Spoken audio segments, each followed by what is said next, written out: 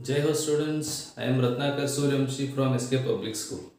So in the last period, we have learnt about the second concept of the revolution of the liberals. In this we have already learned the second concept. So today we will take up another. In this class we will take up the last concept.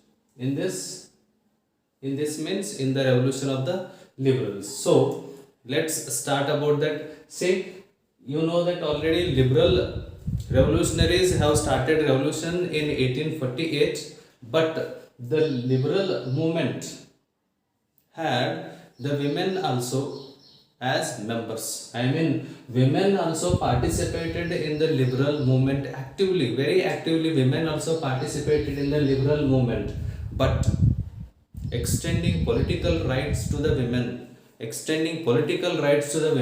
it was a controversial issue at that time. I mean, the liberal revolutionaries, liberal nationalists were in confusion whether to grant political rights to women or not. So at the same time, see, various political associations were set up by the women. Women published newspapers, as well as they participated in political meetings, as well as in political demonstrations against the monarch, against the monarchies in various countries of Europe. Women participated, but they did not have right to vote. I mean, they denied suffrage. So for example, in Germany, if we take in the last period, we have already learned that in the last class, as I told you, that an all German National Assembly was set up and 831 representatives were elected. This all we have learned. So when the session of that all German National Assembly was held or convened in a church called St. Paul, in that women were admitted. I mean, women were taken in that session only as observers, standing in the visitors gallery.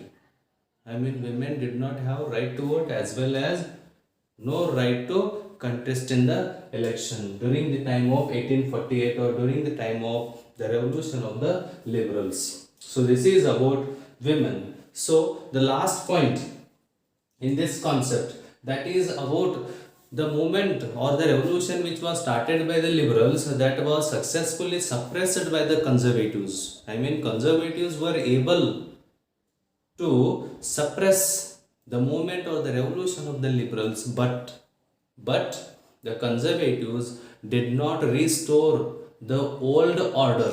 They, even though they suppressed the movement or the revolution of the liberals, but they did not restore the old order. Old monarchies did not restore. Then what they did?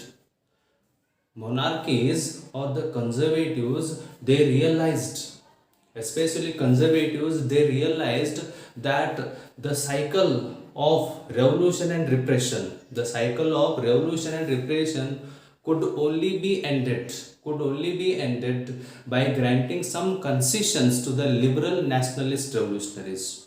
So this is the realization of the conservatives after the revolution of the liberals in 1848. Even though the revolution of the liberals successfully suppressed by the conservatives, but they did not restore the old order, and even they began to realize that the cycle of revolution and repression could only be ended after granting some concessions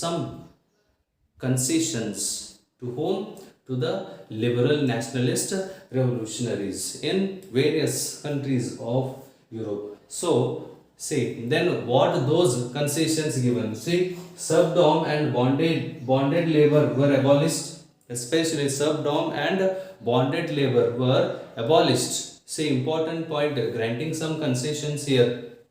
So they decided, or they realized, to grant some concessions, and they brought some changes, especially in central and eastern Europe. Especially in central and eastern Europe, monarchies, conservatives began to introduce some new changes. They began to introduce some new changes in the society. where in Central and Eastern Europe, those changes that had already taken place,